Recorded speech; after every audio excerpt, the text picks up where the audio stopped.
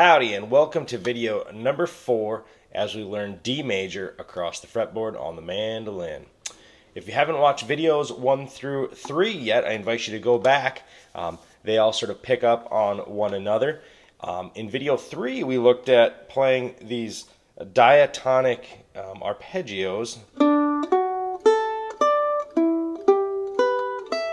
and so on.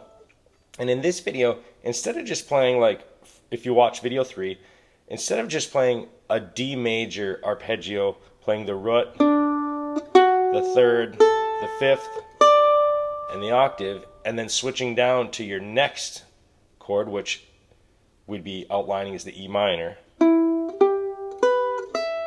This time we're playing all of the arpeggios ascending and descending. And the reason we're taking these piecemeal is because as you work these exercises up and they become more and more complicated, if you have these fundamentals down, you'll find that you'll be a lot more successful as you progress. So if these lessons feel a little bit like kind of silly or not fast enough, it's because it's building up to stuff that really can be kind of a cluster in your mind. So anyway, last time we played again the root, the third, the fifth, and the octave, and then moved on to the next chord. In this one, all we're doing different is playing both ascending and descending one octave. So we'll play the D major. We're outlining the D major chord, and then we'll go to the E minor, or we'll go down actually. But we won't go back all the way to the D. We're going to go from the D, and when we get there, we're going to the E minor.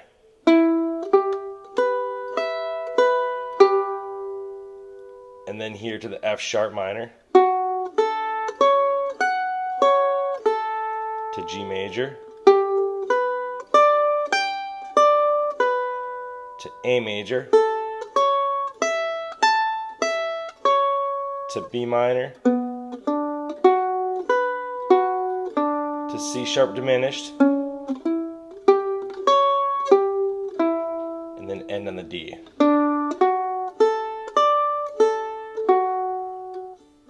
And there finally you can draw it back to the root. So again, exercise 3 was simply going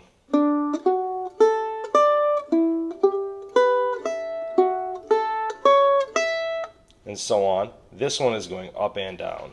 I'll play the whole thing one more time.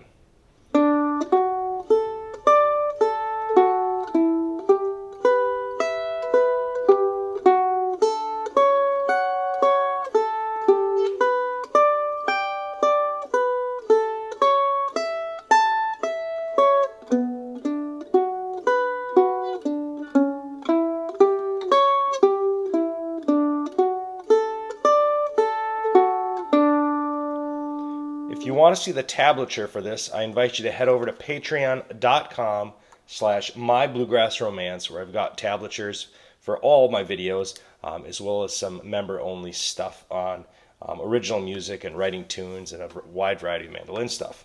One thing I want to say is when you play these, try to make them as musical as possible. One thing you might have noticed when I played through it, instead of playing like,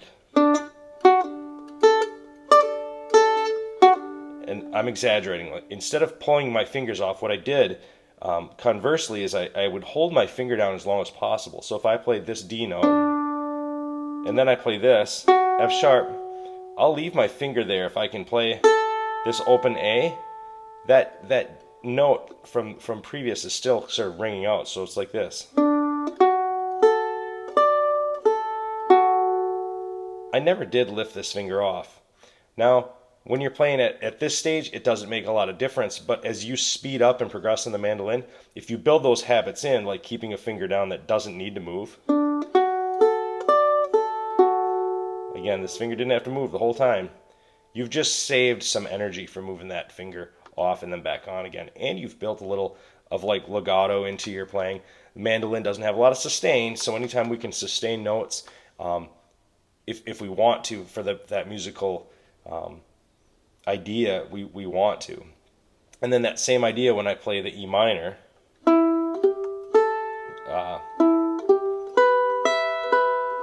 can leave almost the entire thing down. This has to come up to go to here, but at that point, I can leave those fingers down the whole time. So again.